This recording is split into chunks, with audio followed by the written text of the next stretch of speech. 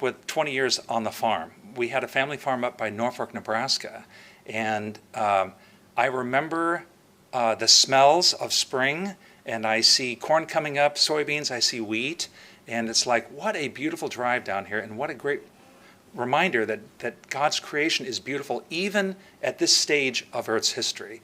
His beauty is superb.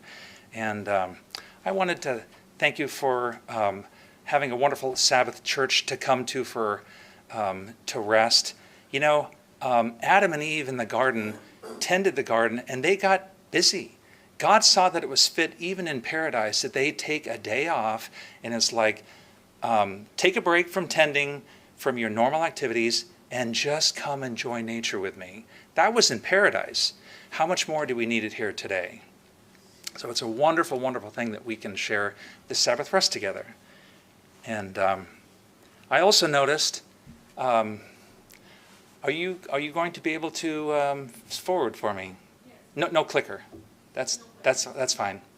So I noticed on the drive down that my 2014, I'm sorry, I drove my Jeep. 2008 Jeep only has a CD player in the car.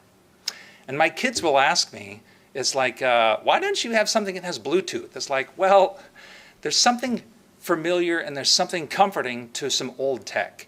And I grew up with 8-track, and my brother had lots of music on 8-track cartridges, and it would just skip to the next track in the middle of a song, and we thought that was perfectly acceptable.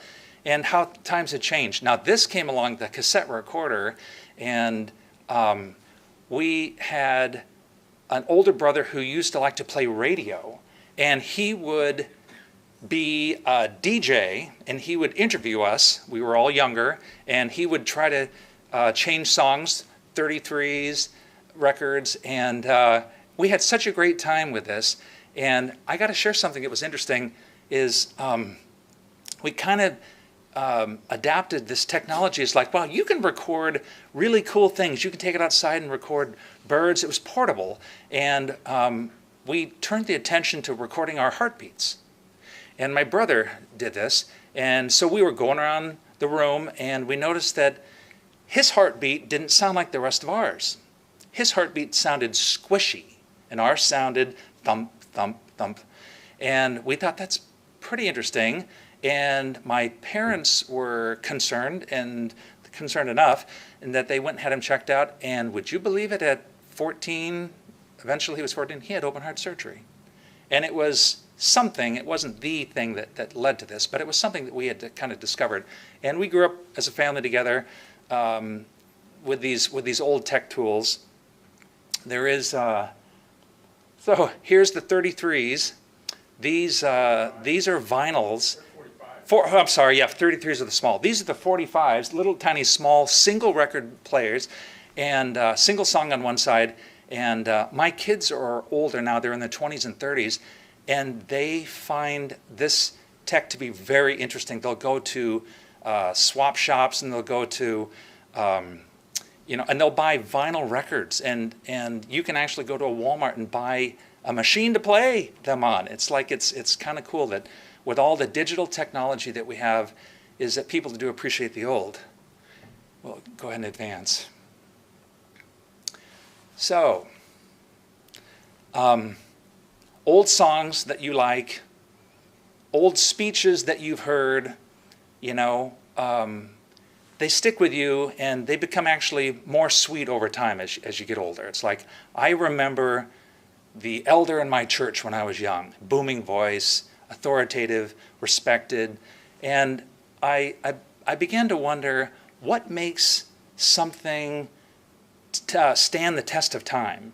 Whether it's music or whether it's someone's speaking, some things just last for longer than a fad, and they'll last for generations. They'll last for millennia. So, what makes something universally accepted? I have did some research this morning or this week, and found out that to be really lasting, it has to be relevant. Timeless speeches address universal themes and enduring human concerns. They touch on fundamental values, emotions, and aspirations that resonate across generations. By addressing these timeless themes, speeches can remain relevant and meaningful for centuries, for years, and even centuries. They must have clarity of purpose. Successful speeches have a clear and concise message.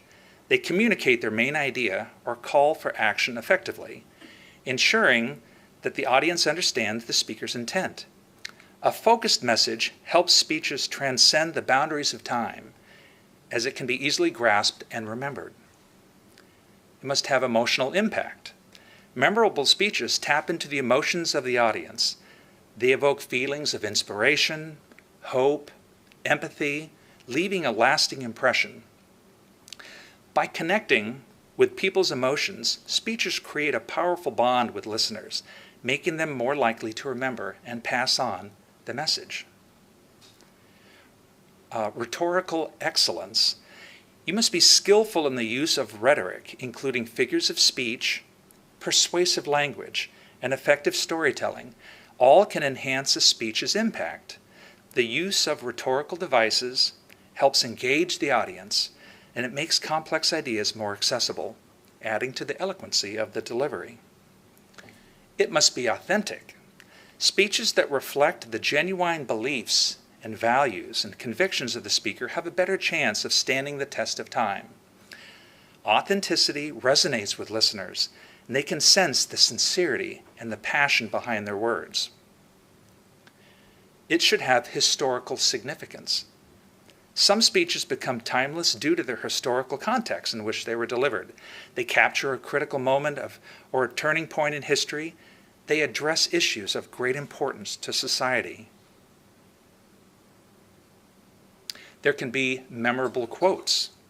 Iconic speeches often contain memorable quotes or phrases that encapsulate their core messages. These messages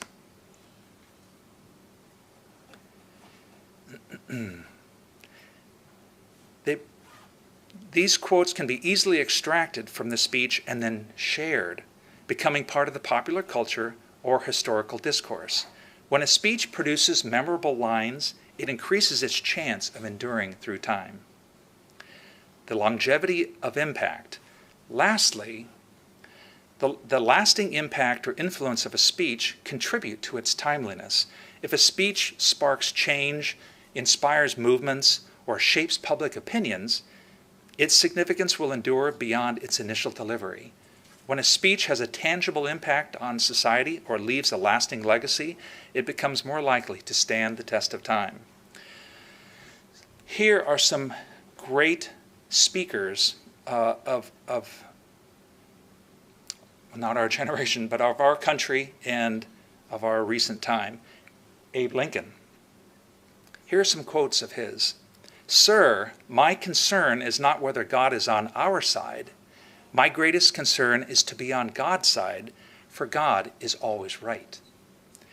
He also said, I didn't know this was his, "You can fool all of the people some of the time, and some of the people all of the time, but not fool all of the people all of the time." He has a quote, "How many legs does a dog have if you call his tail a leg?" 4, saying that a tail is a leg doesn't make it a leg. And lastly, "I am not bound to win, but I am bound to be true. I am not bound to succeed, but I am bound to live by the light that I have. I must stand with anyone that stands right, and stand with him while he is right, and part with him when he goes wrong." Next slide, thank you. Who's this? Let's see if the younger people know. Do you know who this is? John F. Kennedy. Yeah, this is from the 60s. "My fellow Americans, ask not what your country can do for you, ask what you can do for your country." This was John F. Kennedy's. "One person can make a difference, and everyone should try." "Let us not seek the Republican answer or the Democratic answer, but the right answer." And lastly, let every nation know, whether it wishes us well or ill, that we will pay any price, bear any burden, meet any hardship, support any friend, oppose any foe, to assure the survival and the success of liberty. We're going back into black and white. Do you know who this one is? This is Winston Churchill from World War II. He is quoted, "Everyone can recognize history when it happens. Everyone can recognize history after it has happened, but only the wise man knows at the moment what is vital and permanent, what is lasting and memorable." He also quote, "Success is stumbling from failure to failure with no loss of enthusiasm." He lived that. All of the greatest things are simple, and many can be expressed in a single word: freedom, justice, honor, duty, mercy, hope. Next. Thank you. All right. Boom. Good. Martin Luther King. "Darkness cannot drive out darkness. Only light can do that. Hate cannot drive out hate. Only love can do that. If you can't fly, then run. If you can't run, then walk. If you can't walk, then crawl. But whatever you do, you have to keep moving forward." The ultimate measure of a man is not where he stands in the moment of comfort and convenient, but where he stands at times of challenge and controversy. That's Martin Luther King. You guys have any idea? The young people? Do you know this one?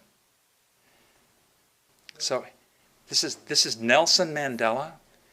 He was a political prisoner for like 20-some years in South Africa.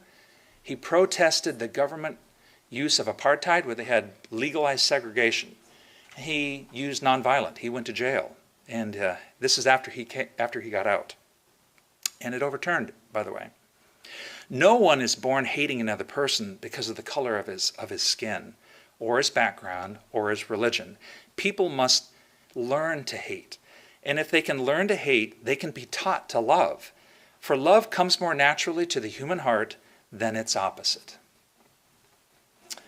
There can be no greater gift than that of giving one's time and energy to help others without expecting anything in return. Pretty selfless. He also said, "It's in your hands to create a better world, for we all live in it." Next, please. So we've seen some really great human speakers that touched on truths and expressed them. These are quotes that they're pretty memorable. They're going to last a long time. Let's go to the master speech maker and look at some of the parables of Jesus.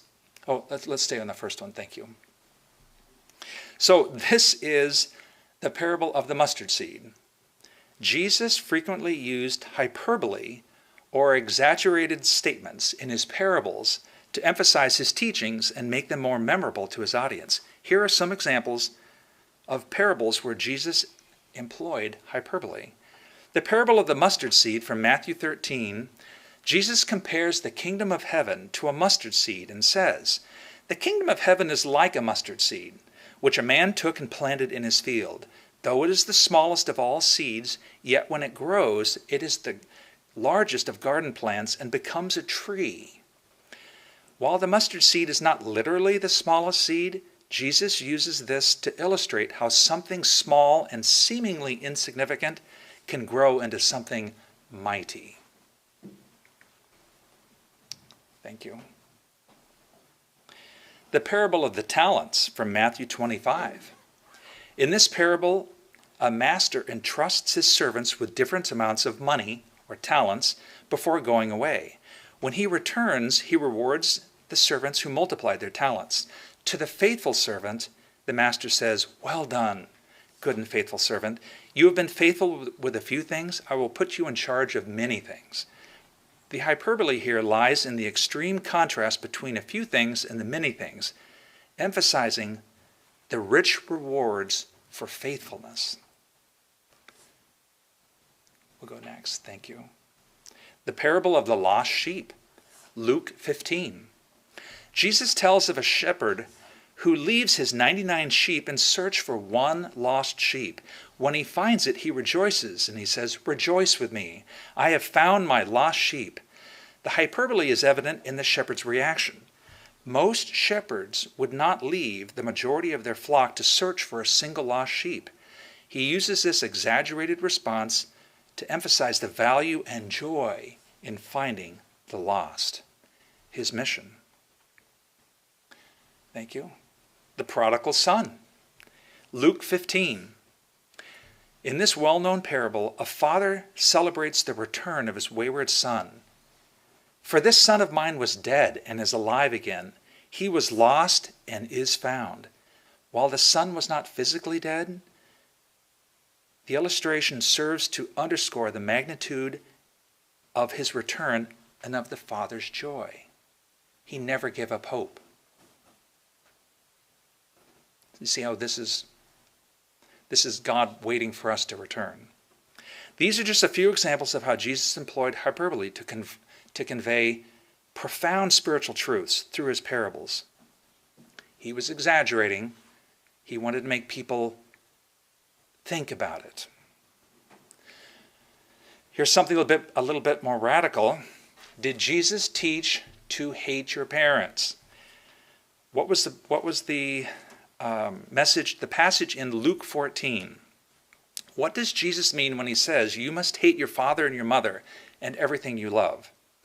If anyone, and this is a quote, "If anyone comes to me and does not hate his father and mother, wife and children, brothers and sisters, yes, even their own life, such a person cannot be my disciple."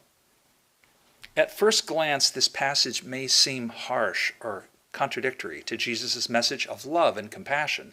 However, it's important to understand the cultural and historical context in which these words were spoken. In Jesus' time, family relationships were highly valued and seen as a fundamental aspect of one's identity and social standing. To put it simply, your family defined who you were. By using the word hate, Jesus was employing a hyperbole. He was intentionally exaggerating to make a point. He emphasized the radical nature of his message and the level of commitment required to follow him. In other words, he was not advocating literal hate or rejection of your family, but rather the willingness to prioritize one's relationship with God above all other attachments. Jesus was saying, if you're not willing to let go of your attachments to family and other worldly concerns, you cannot fully embrace the radical love and self-sacrifice that he was calling his followers to embody. This doesn't mean that family relationships are bad or earthly attachments are wrong, but rather they must be held in proper perspective in light of the ultimate priority of following God's will. He uses the word hate to underscore, again, the radical nature of his message, the level of commitment required. It's a steep order, but he promises grace. We have another one. What was Jesus talking about when he rebuked the Pharisees, saying, "You swallow widows' houses"? What exactly were they doing? In the Gospel of Matthew, Jesus rebukes the Pharisees and the teachers of the law, saying, "Woe to you, teachers of the law and Pharisees, you hypocrites! You give 1/10 of your spices, mint, dill, cumin, but you have neglected the more important matters of the law, justice, mercy, faithfulness. You should have practiced the latter without neglecting the former. You blind guides, you strain out a gnat, but you swallow a camel." Can you imagine what they used to talk about when they'd get home that night? Did he really say that? Because he was bucking authority for good reason. Later in the passage, Jesus accuses the Pharisees of devouring widows' houses which is a reference to the exploitation of vulnerable members of society, including widows, through their religious and legal practices. At the time, the Pharisees were known for their strict adherence to Jewish law. Their role as religious leaders gave them a significant amount of power and influence in society. Some Pharisees were known to use this power to take advantage of the poor and vulnerable, including widows. One way they did this was through their interpretation and enforcement of the law. They could be used to confiscate property and assets from those who were unable to pay. This included widows who were struggling to support themselves and their families.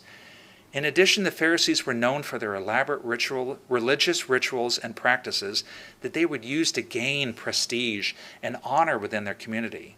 This could lead to a kind of spiritual elitism and a disregard for the needs and well-being of those who were not as well off. Overall, Jesus' rebuke of the Pharisees can be seen as a criticism of their lack of compassion and of their failure to prioritize justice and mercy and faithfulness over their own self-interest and desire for power and prestige. One more. Thank you. John 13, Jesus says, "I am the way, the truth, and the life."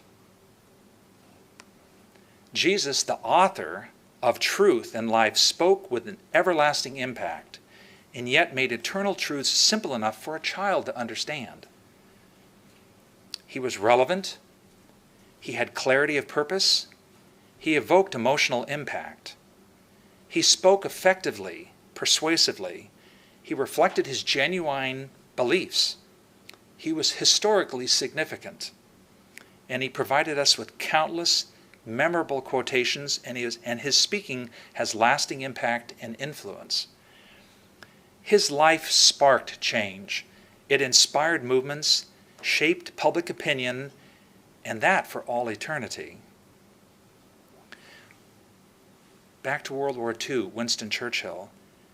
In his speech, he said, "Never in the field of human conflict was so much owed by so many to so few." That was Winston Churchill. He was paying tribute to the enormous efforts made by the fighter pilots and bomber crews to establish air superiority over England during the Blitz of Germany. But in this cosmic conflict that we find ourselves in, there is someone who has paid an infinite price, and it was done alone, and it was done for us. I hope you reflect on the speeches of old, and I hope that you use them and learn by them, because there are wise words from people on earth, but Jesus' words were divinely inspired, and they can transform your life. Soak these words in, memorize them, share them, and be thankful that he gave them to us. It's a wonderful thing that we have the freedom in this country, and just grateful for God's blessings. Let's have a word of prayer. Heavenly Father, we are so thankful for the Sabbath day. We can meet unrestricted. We can worship together as our church family, members of faith. We bring our praises, we bring our requests, and you have an open ear. We're just grateful to be servants of the Most High. Thank you for your leading and guiding. Thank you for all the churches that are willing to open up every Sabbath and just have people come in and help us to be an influence in society and to bring other people into the truth. Just let your truth be known, and it will convict. Thank you for this church in particular, and the members that attend, the members that are struggling. Thank you for your guiding hand and your support. Help us to see the miracles that you perform every day, which we often overlook as coincidence or don't even notice at all. But you are there to support us. And thank you for the many blessings of this church. And as we leave our duties during the church service, bless the food that we partake, and thank you for this beautiful opportunity to spend time together. Thank you for blessing us. In your name, amen.